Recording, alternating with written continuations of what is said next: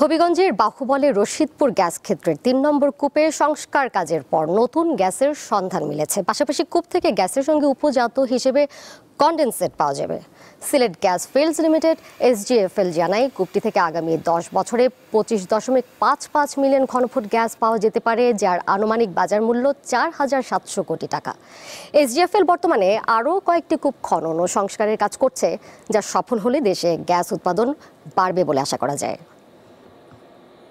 ওয়ালটন এখন দেশের সীমানা পেরিয়ে পৌঁছে গিয়েছে 50টিরও বেশি দেশে। ওয়ালটন, ঘরে ঘরে, বিশ্বজুড়ে।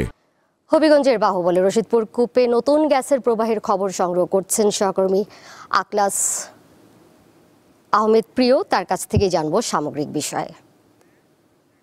হবিগঞ্জের রশিদপুর গ্যাস ফিল্ডের পুরাতন কূপ থেকে নতুন গ্যাসের সন্ধান মিলেছে। দৈনিক 8 থেকে 10 মিলিয়ন ঘনফুট গ্যাস জাতীয় গ্রিডে সংযুক্ত করা হবে বলে ধারণা করছে পেট্রোবাংলা। রাষ্ট্রীয় প্রতিষ্ঠান বাফেক্স দীর্ঘ 3 মাস কাজ করে সফল হয়েছে। আমি এখন আছি যে হবিগঞ্জের রশিদপুরের গ্যাস ফিল্ড এলাকায়। এখানে 11টি কূপ রয়েছে, এর মধ্যে 7টি কূপে গ্যাস উত্তোলন চলমান রয়েছে। গেল বছরের ফেব্রুয়ারিতে জাতীয় গ্রিডে গ্যাস সরবরাহ চালু করা হয়। গত 5 সেপ্টেম্বর সংস্কার কাজের সময় প্রাকৃতিক গ্যাসের প্রবাহ নিশ্চিত হয়েছে। কর্তৃপক্ষ জানিয়েছে, কূপের সংস্কার কাজে প্রায় 73 কোটি টাকা খরচ হয়েছে, আর কূপটি থেকে প্রাপ্ত 25.55 বিলিয়ন ঘনফুট গ্যাসের দাম 4,700 কোটি টাকা। পাশাপাশি গ্যাসের উপজাত কনডেনসেট পাওয়া যাবে।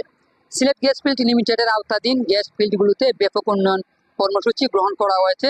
রশিদপুর 3 এর পাশাপাশি কৈলাসটিলা 1 ও বিয়ানীবাজার 2 কূপের সংস্কার কাজ চলমান রয়েছে।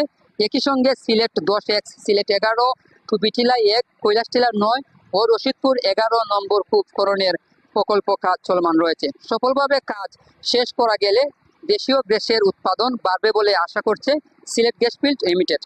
দৈনিক 8 থেকে 10 মিলিয়ন ঘনফুট গ্যাস প্রাপ্তির খবর খুবই আশাবাদী হিসেবে গণ্য করা হচ্ছে।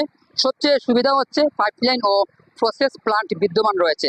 এখানে গ্যাস উত্তোলন ও সরবরাহের ক্ষেত্রে অন্য কোনো জটিলতা নাই। সেদিক থেকে হবিগঞ্জে গ্যাস সরবরাহ করার নাই অনেকটা খুশির সুখবর বলে মনে করছে কর্তৃপক্ষ। এই ছিল হবিগঞ্জের বাহুবলের গ্যাস ফিল্ড থেকে আমার কাছে সর্বশেষ তথ্য।